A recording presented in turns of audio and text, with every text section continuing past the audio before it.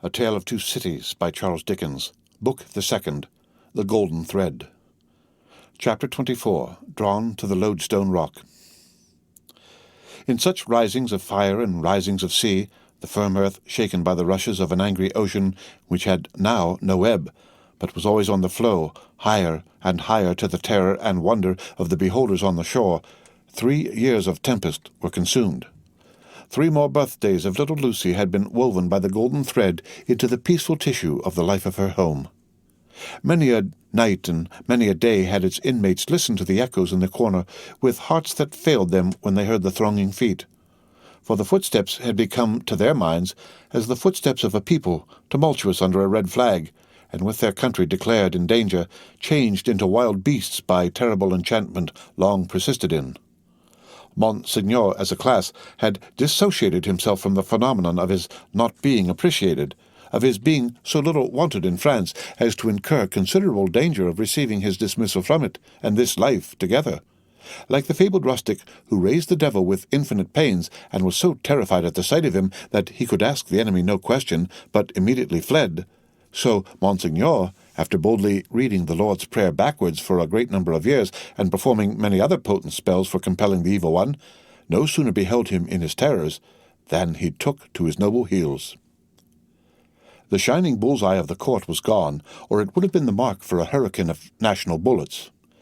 It had never been a good eye to see with, had long had the mote in it of Lucifer's pride, Sardanapalus' luxury, and a mole's blindness, but it had dropped out and was gone. The court, from that exclusive inner circle to its outermost rotten ring of intrigue, corruption, and dissimulation, was all gone together. Royalty was gone, had been besieged in its palace, and suspended when the last tidings came over. The August of the year 1792 was come, and Monseigneur was by this time scattered far and wide. As was natural, the headquarters and great gathering-place of Monseigneur in London was Tellson's Bank. Spirits are supposed to haunt the places where their bodies most resorted, and Monseigneur without a guinea haunted the spot where his guineas used to be. Moreover, it was the spot to which such French intelligence as was most to be relied upon came quickest. Again, Tellson's was a munificent house, and extended great liberality to old customers who had fallen from their high estate. Again, those nobles who had seen the coming storm in time, and, anticipating plunder or confiscation, had made provident remittances to Tellson's, were always to be heard of there by their needy brethren, to which it must be added that every newcomer from France reported himself and his tidings at Tellson's almost as a matter of course. For such variety of reasons, Tellson's was at that time, as to French intelligence, a kind of high exchange, and this was so well known to the public, and the inquiries made there were in consequence so numerous, that Tellson's sometimes wrote the latest news out in a line or so, and posted it in the bank windows for all who ran through Temple Bar to read. On a steaming, misty afternoon, Mr. Lorry sat at his desk, and Charles Darnay stood leaning on it, talking with him in a low voice. The penitential den, once set apart for interviews with the House, was now the news exchange, and was filled to overflowing. It was within half an hour or so of the time of closing. "But although you are the youngest man that ever lived," said Charles Darnay, rather hesitating, "I must still suggest to you—" "I understand that I am too old," said Mr. Lorry. "Unsettled weather, a long journey, uncertain means of travelling, a disorganized country, a city that may not be even safe for you." "My dear Charles," said Mr. Lorry with cheerful confidence, "you touch some of the reasons for my going, not for my staying away. It is safe enough for me. Nobody will care to interfere with an old fellow of hard upon fourscore when there are so many people there much better worth interfering with. As to its being a disorganized city, if it were not a disorganized city, there would be no occasion to send somebody from our house here to our house there who knows the city and the business of old and is in Tellson's confidence. As to the uncertain travelling, the long journey, and the winter weather, if I were not prepared to submit myself to a few inconveniences for the sake of Tellson's after all these years, who ought to be?" "I wish I were going myself," said Charles Darnay, somewhat restlessly, and like one thinking aloud.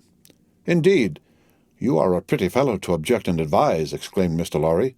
"You wish you were going yourself, and you, a Frenchman born? You are a wise counsellor." "My dear Mr. Lorry, it is because I am a Frenchman born that the thought which I did not mean to utter here, however, has passed through my mind often. One cannot help thinking, having had some sympathy for the miserable people and having abandoned something to them, he spoke here in his former thoughtful manner, that one might be listened to and might have the power to persuade to some restraint. Only last night, after you had left us, when I was talking to Lucie—" "When you were talking to Lucie," Mr. Lorry repeated. "Yes. I wonder you are not ashamed to mention the name of Lucie, wishing you were going to France at this time of day." "However, I am not going," said Charles Darnay with a smile. "It is more to the purpose that you say you are. And I am, in plain reality. The truth is, my dear Charles," Mr. Lorry glanced at the distant house and lowered his voice, "you can have no conception of the difficulty with which our business is transacted, and of the peril in which our books and papers over yonder are involved. The Lord above knows what the compromising consequences would be to numbers of people if some of our documents were seized or destroyed.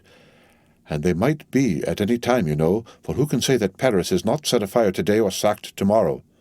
Now, a judicious selection from these with the least possible delay, and the burying of them, or otherwise getting of them out of harm's way, is within the power, without loss of precious time, of scarcely anyone but myself, if anyone. And shall I hang back when Tellson knows this and says this, Tellson's whose bread I've eaten these 60 years, because I am a little stiff about the joints? Why, I'm a boy, sir, to half a dozen old codgers here." "How I admire the gallantry of your youthful spirit, Mr. Lorry. Tut, nonsense, sir. And, my dear Charles," said Mr. Lorry, glancing at the house again, "you ought to remember that getting things out of Paris at this present time, no matter what things is next to an impossibility. Papers and precious matters were this very day brought to us here. I speak in strict confidence. It is not businesslike to whisper it, even to you, by the strangest bearers you can imagine, every one of whom had his head hanging on by a single hair as he passed the barriers. At another time, our parcels would come and go as easily as in business-like old England, but now everything is stopped." "And you really go tonight?" "I really go tonight, for the case has become too pressing to admit of delay." "And do you take no one with you?" "All sorts of people have been proposed to me, but I will have nothing to say to any of them. I intend to take Jerry. Jerry has been my bodyguard on Sunday nights for a long time past, and I'm used to him. Nobody will suspect Jerry of being anything but an English bulldog, or of having any design in his head but to fly at anybody who touches his master." "I must say again that I heartily admire your gallantry and youthfulness." "I must say again, nonsense. Nonsense! When I have executed this little commission, I shall perhaps accept Tellson's proposal to retire and live at my ease. Time enough then to think about growing old." This dialogue had taken place at Mr. Lorry's usual desk, with Monseigneur swarming within a yard or two of it, boastful of what he would do to avenge himself on the rascal people before too long. It was too much the way of Monseigneur under his reverses as a refugee, and it was much too much the way of native British orthodoxy to talk of this terrible revolution as if it were the only harvest ever known under the skies that had not been sown, as if nothing had ever been done, or admitted to be done, that had led to it, as if observers of the wretched millions in France and of the misused and perverted resources that should have made them prosperous had not seen it inevitably coming years before, and had not in plain words recorded what they saw.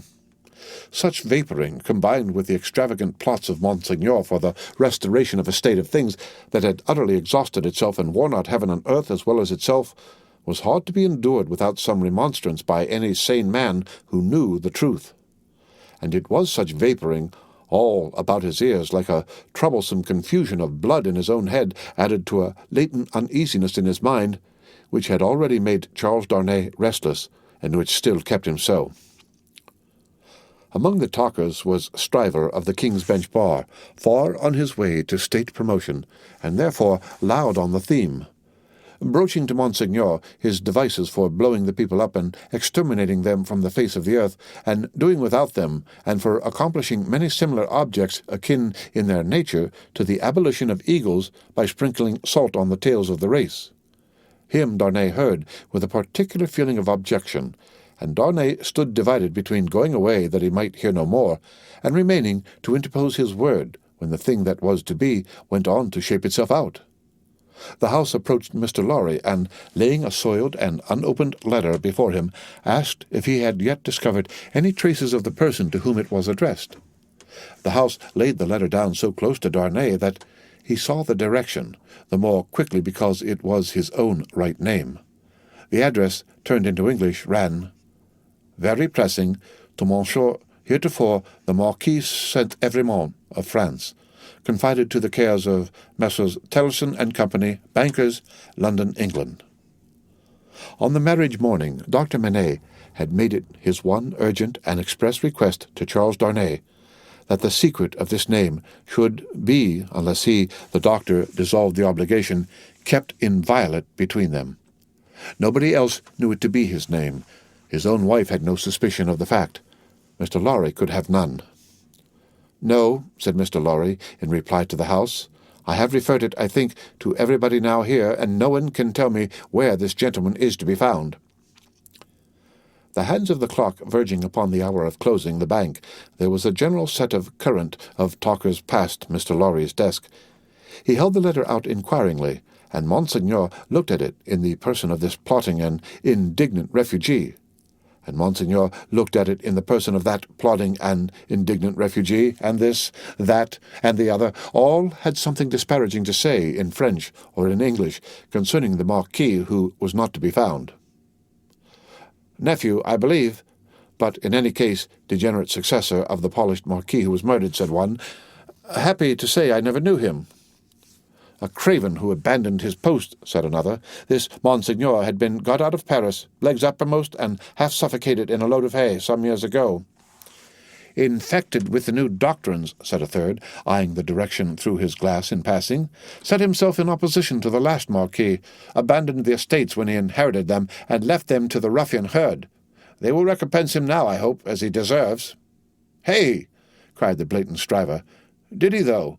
Is that the sort of fellow? Let us look at this infamous name." "Damn the fellow!" Darnay, unable to restrain himself any longer, touched Mr. Stryver on the shoulder and said, "I know the fellow." "Do you, by Jupiter?" said Stryver. "I am sorry for it."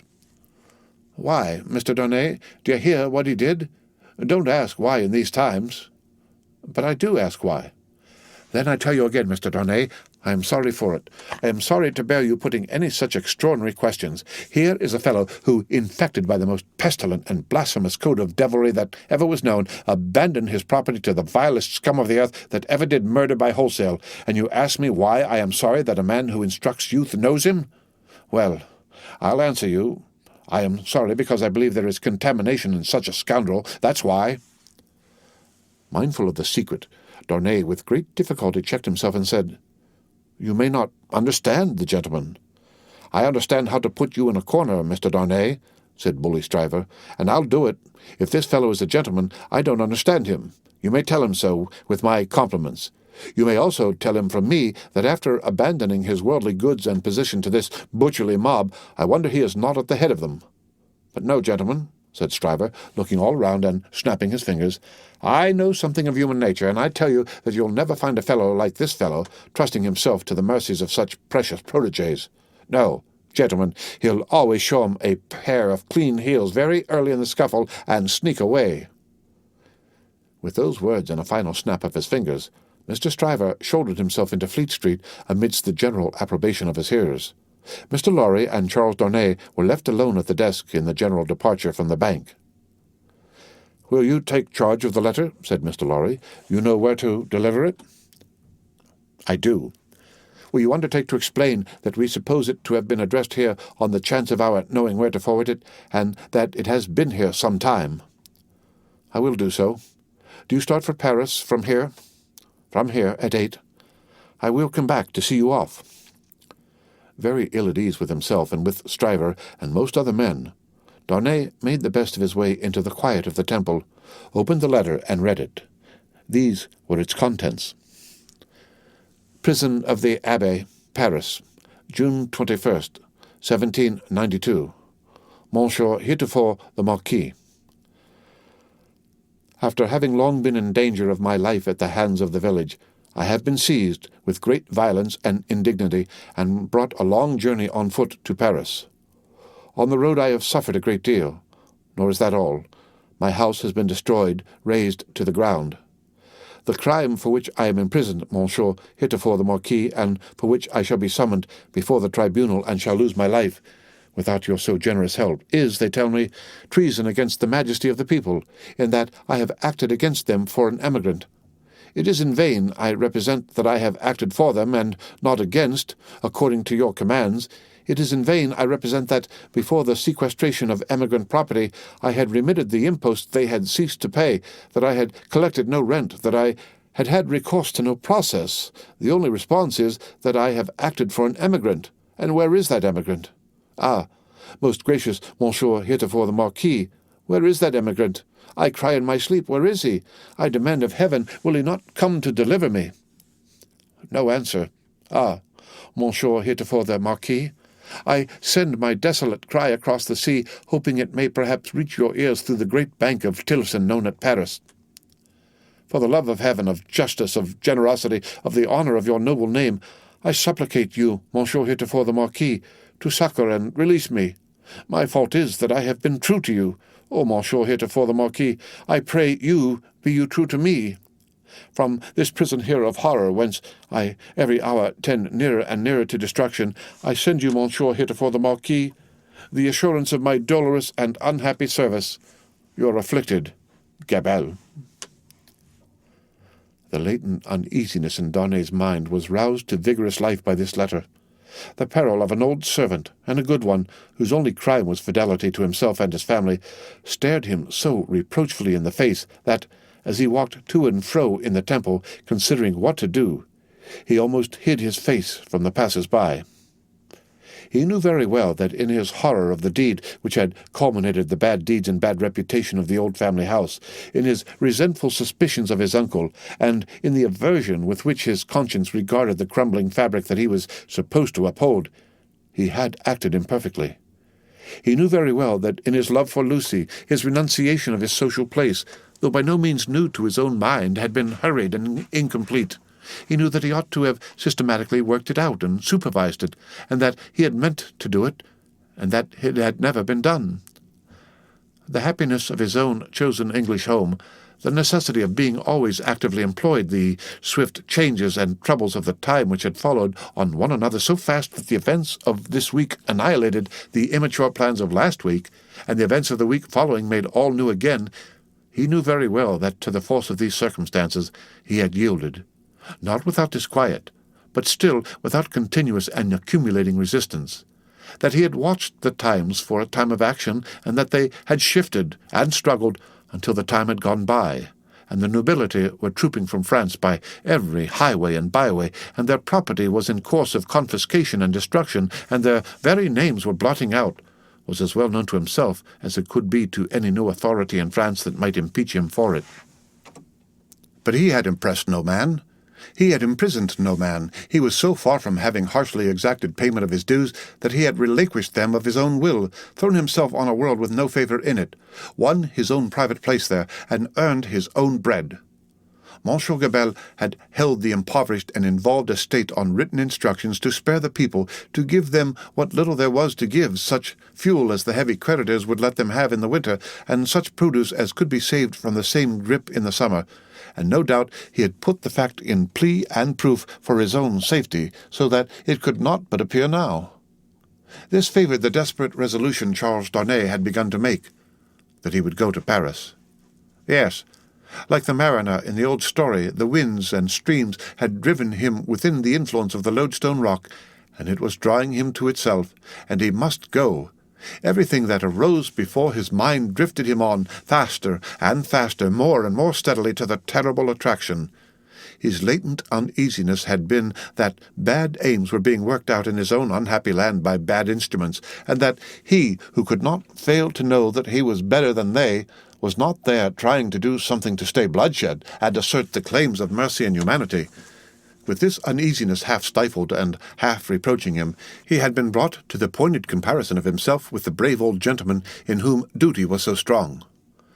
Upon that comparison, injurious to himself, had instantly followed the sneers of Monseigneur, which had stung him bitterly, and those of Stryver, which, above all, were coarse and galling for old reasons. Upon those had followed Gabelle's letter, the appeal of an innocent prisoner in danger of death to his justice, honour, and good name. His resolution was made. He must go to Paris. Yes, the Loadstone rock was drawing him, and he must sail on until he struck. He knew of no rock. He saw hardly any danger. The intention with which he had done what he had done, even although he had left it incomplete, presented it before him in an aspect that would be gratefully acknowledged in France on his presenting himself to assert it. Then that glorious vision of doing good, which is so often the sanguine mirage of so many good minds, arose before him, and he even saw himself in the illusion with some influence to guide this raging revolution that was running so fearfully wild. As he walked to and fro with this resolution made, he considered that neither Lucie nor her father must know of it until he was gone. Lucie should be spared the pain of separation, and her father, always reluctant to turn his thoughts toward the dangerous ground of old, should come to the knowledge of the step as a step taken, and not in the balance of suspense and doubt. How much of the incompleteness of his situation was referable to her father, through the painful anxiety to avoid reviving old associations of France in his mind, he did not discuss with himself. But that circumstance, too, had had its influence in his course. He walked to and fro, with thoughts very busy, until it was time to return to Tellson's and take leave of Mr. Lorry. As soon as he arrived in Paris, he would present himself to this old friend, but he must say nothing of his intention now. A carriage with post-horses was ready at the bank door, and Jerry was booted and equipped. "I have delivered that letter," said Charles Darnay to Mr. Lorry. "I would not consent to your being charged with any written answer, but perhaps you will take a verbal one." "That I will, and readily," said Mr. Lorry, "if it is not dangerous." "Not at all, though it is to a prisoner in the Abbaye." "What is his name?" said Mr. Lorry, with his open pocket-book in his hand. "Gabelle." "Gabelle, and what is the message to the unfortunate Gabelle in prison?" "Simply that he has received the letter and will come." "Any time mentioned?" "He will start upon this journey tomorrow night." "Any person mentioned?" "No." He helped Mr. Lorry to wrap himself in a number of coats and cloaks, and went out with him from the warm atmosphere of the old bank into the misty air of Fleet Street. "My love to Lucie, and to little Lucie," said Mr. Lorry at parting, "and take precious care of them till I come back." Charles Darnay shook his head and doubtfully smiled as the carriage rolled away. That night, it was the 14th of August, he sat up late and wrote 2 fervent letters. One was to Lucie, explaining the strong obligation he was under to go to Paris, and showing her at length the reasons that he had for feeling confident that he could become involved in no personal danger there. The other was to the doctor, confiding Lucie and their dear child to his care, and dwelling on the same topics with the strongest assurances. To both he wrote that he would dispatch letters in proof of his safety immediately after his arrival. It was a hard day, that day of being among them, with the first reservation of their joint lives on his mind. It was a hard matter to preserve the innocent deceit of which they were profoundly unsuspicious. But an affectionate glance at his wife, so happy and busy, made him resolute not to tell her what impended. He had been half moved to do it, so strange it was to him to act in anything without her quiet aid, and the day passed quickly. Early in the evening he embraced her, and her scarcely less dear namesake, pretending that he would return by and by. An imaginary engagement took him out, and he had secreted a valise of clothes ready, and so he emerged into the heavy mist of the heavy streets with a heavier heart. The unseen force was drawing him fast to itself now, and all the tides and winds were setting straight and strong towards it. He left his 2 letters with a trusty porter to be delivered half an hour before midnight, and no sooner. Took horse for Dover, and began his journey. For the love of heaven, of justice, of generosity, of the honour of your noble name, was the poor prisoner's cry with which he strengthened his sinking heart. As he left all that was dear on earth behind him, and floated away for the Loadstone rock. The end of the 2nd book. The end of Book the 2nd, The Golden Thread, Chapter 24.